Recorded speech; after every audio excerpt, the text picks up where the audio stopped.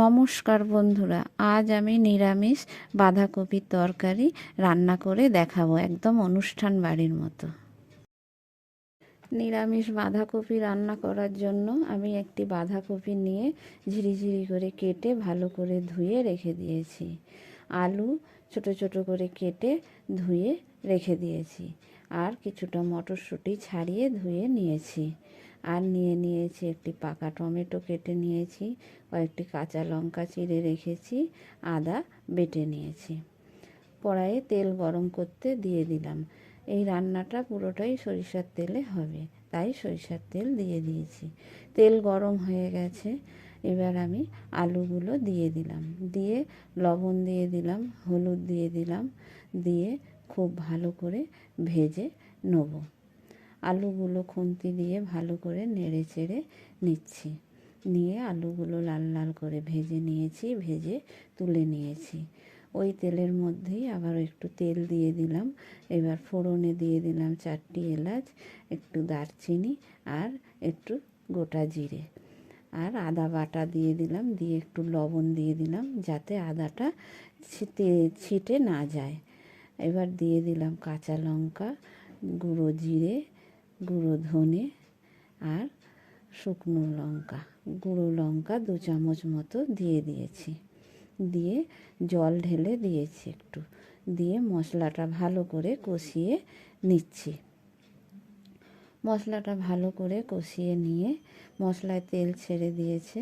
এবার হলুদ দিয়ে দিলাম রঙের জন্য, আর দিয়ে দিলাম কেটে রাখা টমেটো দিয়ে খুব ভালো করে মশলার সাথে কষিয়ে নেব।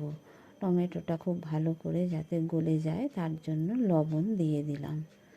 দিয়ে ভালো করে মশলার সাথে কষিয়ে নিতে হবে। আলুগুলো মশলার সাথে ভালো করে কষিয়ে নিয়েছি। নিয়ে এবার কেটে রাখা বাঁধাকপিটা দিয়ে দিলাম আলুর সাথে। দিয়ে খুব ভালো করে আমি নেড়ে চেড়ে নিলাম। ভালো করে মন্দিরে এসছে।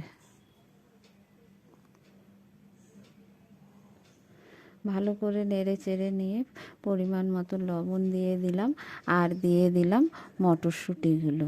দিয়ে খুব ভালো করে মিশিয়ে নিতে হবে। নিয়ে আমি এবার ঢেকে দেব কিছুক্ষণের জন্য। ঢেকে দিয়েছি, ঢাকা খুলে নিলাম। নিয়ে দেখব আলু আর বাঁধাকপিটা খুব ভালোভাবে মশলার সাথে কষানো হয়ে গেছে। ভালো করে খুন্তি করে নেড়ে চেড়ে নিচ্ছি। নিয়ে এবার আমি জল ঢেলে দেবো, সামান্য জল দেবো, খুব বেশি জল দেবো না, কেন কপি আলু সেদ্ধ হয়ে গেছে। একটু জল দিয়ে দিলাম।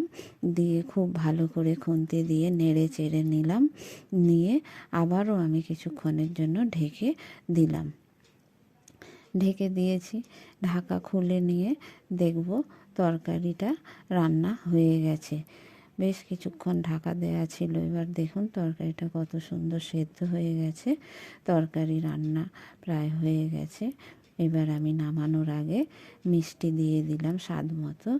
দিয়ে খুব ভালো করে নেড়ে চেড়ে নিয়ে এবার ওপর থেকে একটু সামান্য ঘি দিয়ে দিলাম, আর দিয়ে দিলাম গরম মশলা। দিয়ে তরকারি নামিয়ে নিয়েছি।